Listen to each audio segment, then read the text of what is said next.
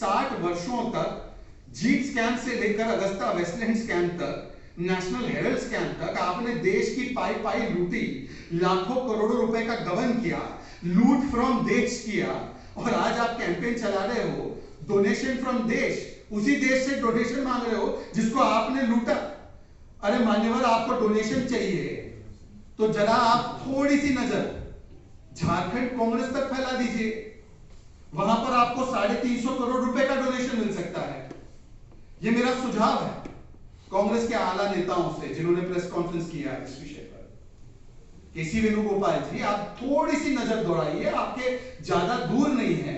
एक धीरज साहू नाम का आपका सांसद है, और सोचिए एक सांसद के पास यदि 350 करोड़ रुपए मिलते हैं, 6 दिन तक उसकी गिनती चलती है, 4-5 मशीनें गिनती की फूक जाती है, 10-10 कमरे कम पड़ जाते हैं, 80 से ज्यादा कर्मचारियों को 120 घंटा उसकी गिनती करनी पड़ती है, और 200 थैलियां लग जाती है उसको समेटने के लिए, तो मान्यवर आप 52 सांसद है आपके पास, गणित कर लीजिए।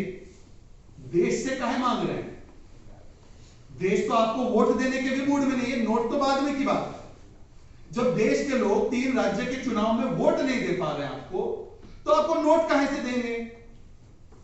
और नोट लेना है तो पहले तो यह समझाइए कि ये नोट जो धीरज साहू के घर से और ठिकानों से बरामद हुए, वो नोट किसके थे? वो भी तो नोट कहीं ना कहीं कांग्रेस पार्टी के ही तो नोट है ना, वही पैसे मंगवा लीजिए। देश पर काहे आप बर्डन डालते हैं? ध्यान इससे भटकाना है। पिछले कुछ दिनों से इसकी चर्चा खत्म हो जाए कि किस प्रकार से अनपैरेलल्ड करप्शन, अप्रत्याशित भ्रष्टाचार करने का काम कांग्रेस पार्टी ने किया है, इस पर कोई सवाल ना पूछा जाए। यह सवाल ना पूछा जाए कि किस प्रकार से कांग्रेस पार्टी इतनी मेहरबान होती है कि जो व्यक्ति एक नहीं 2-2 बार लोकसभा चुनाव आता है। धीरज साहू 2 बार लोकसभा चुनाव हारे। धीरज साहू के कुल मिलाकर 5 भाई, सबसे बड़े वाले भाई को भी कांग्रेस पार्टी ने लोकसभा भेजा, उसके बाद एक और भाई है, उनको भी कांग्रेस पार्टी ने कई चुनाव लड़वा दिए, और धीरज साहू को तो 2 बार लोकसभा हारने पर बार-बार राज्यसभा भेजने का काम कांग्रेस पार्टी ने किया। और कांग्रेस पार्टी के जयराम रमेश कहते हैं कि इनके पैसों के बारे में हमें क्यों पूछते हैं, हम क्यों इनकी गारंटी ले?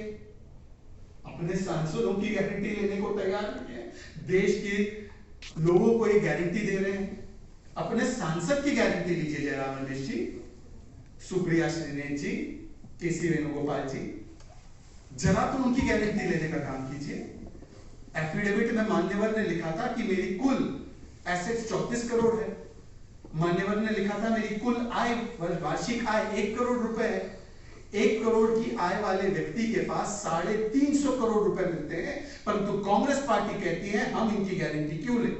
और इस पूरे प्रकरण से ध्यान भटकाने के लिए, किसी प्रकार से इन बातों को दबा दिया जाए, इसके लिए कांग्रेस पार्टी एक पूरा का पूरा षड्यंत्र के तहत एक सुनियोजित ढंग से इस पर सियासत करती है, इस घटनाक्रम पर सियासत करती है, और एक भी सवाल का जवाब नहीं देती है कि कांग्रेस का पूरा इकोसिस्टम इन लोगों को मासूम बेरोजगार बच्चे बताने पर क्यों उतावला है।